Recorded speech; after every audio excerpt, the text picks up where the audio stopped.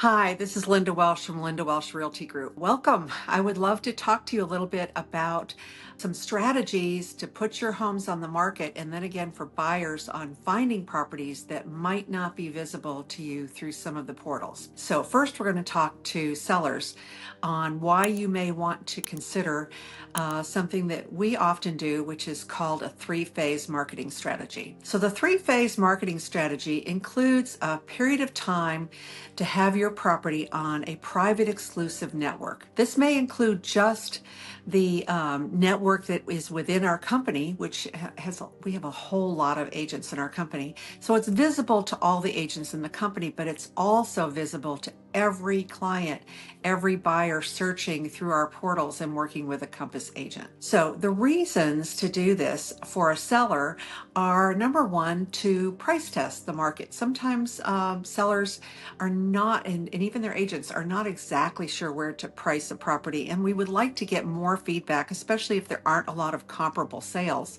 to see where the best and optimal pricing will bring the most amount of buyers to your property, to view the property online or to come and visit it in person. So the other thing that is a big advantage here is you're not accruing any days on market when this is happening. At the same time, there are some other private networks, depending on the price point of your property and where you're located. Different areas could have different properties, but here in Austin, Texas, we have a few private networks that are only visible to subscribers, and those subscribers are other agents who subscribe, not the visible public. And the other reason that you might want to consider it, Mr. Seller, on putting your property on a private network is because buyers oftentimes are looking to buy properties off market. And the reason they want to do this is, number one, they want to have an opportunity to get there first, if possible. And they know that they're working with a really competent realtor. And the sellers know that the people who are coming through their home are actually represented by somebody who's really knowledgeable and really knows the market, and not just every looky-loo who's out there looking for decorating ideas or looking at homes or even going to open houses for homes that they don't or can't afford. So there's a privacy issue, there's a safety issue, and this allows us time. Sometimes people put their properties on private networks for a week or 2 weeks, and sometimes they actually prefer us to keep it on that market because it's a highly exclusive property, or they are pretty visible in their field or their specialty. Maybe they're a celebrity, or maybe they are somebody who works in law enforcement or in law or or is a doctor or something, and they really want that exclusivity and protection that they're just not opening their doors to everybody that wants to come through. So if you're considering a private network listing, let us know. We can talk to you about that. In between doing your private exclusive listing, if you are planning to go to MLS eventually, we do have a coming soon period, and that coming soon period is typically 1 day. And during that period of time, it's searchable through our portal website with our company, but then a day later, it's going to go into MLS.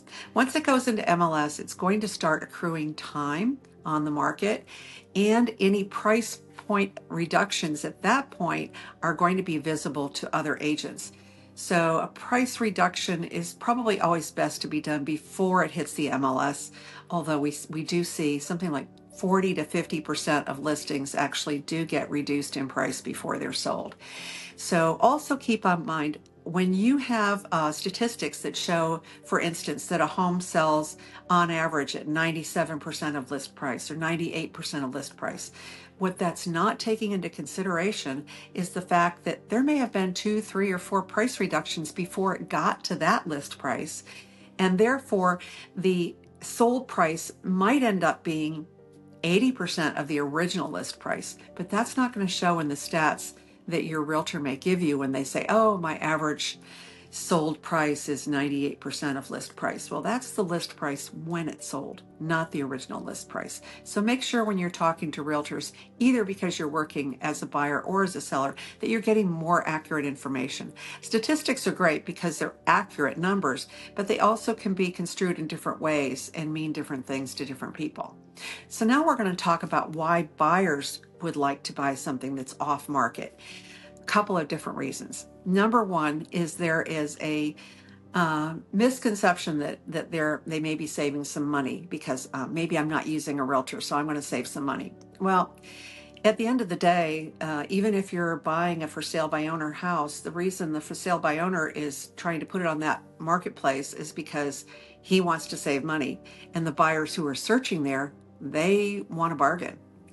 So when somebody is coming through and purchasing something on a for sale by owner, they may not have the scrutiny over all of the disclosures. Certainly, there's a safety factor from letting people in your home that you don't know and who aren't represented.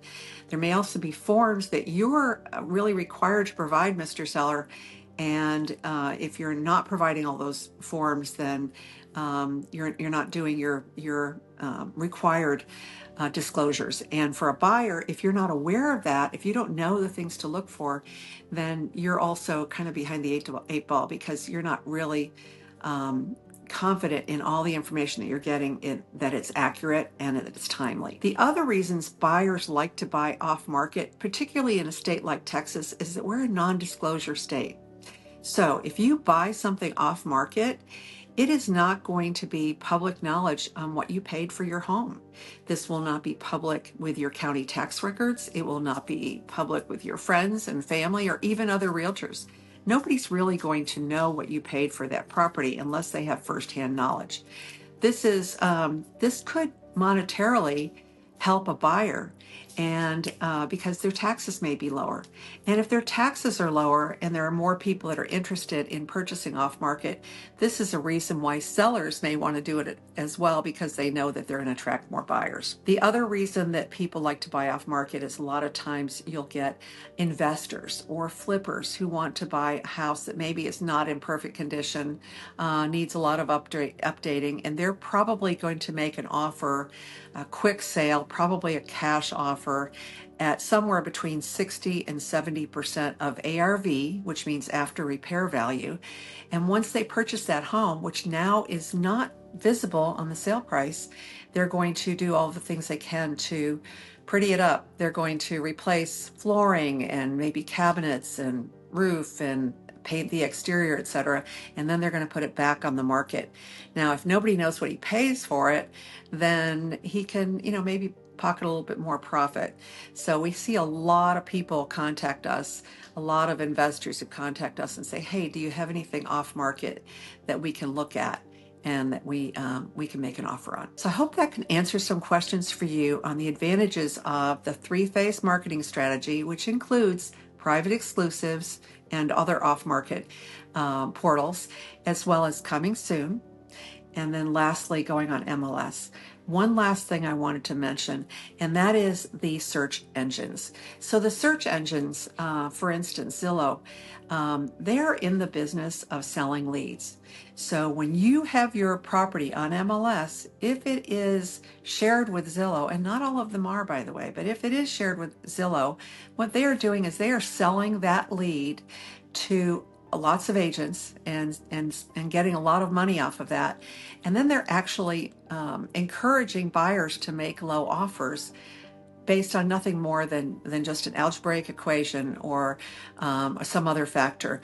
When in fact, if you haven't seen the home and you don't know the value and the things that have been done to it and the upgrades and how recent the systems are, is probably going to be very inaccurate. And the information that they give you even about the assessed value is also going to be inaccurate because, as I mentioned, we're a non-disclosure state.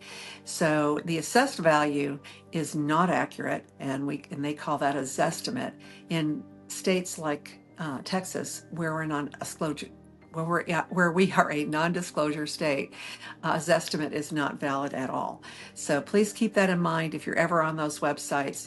They're in the business of creating leads and creating income based off of selling your information and the listing to other agents. And then they will put other agents' names next to your property who know nothing about your property. So I highly encourage you to consider also looking at other portals.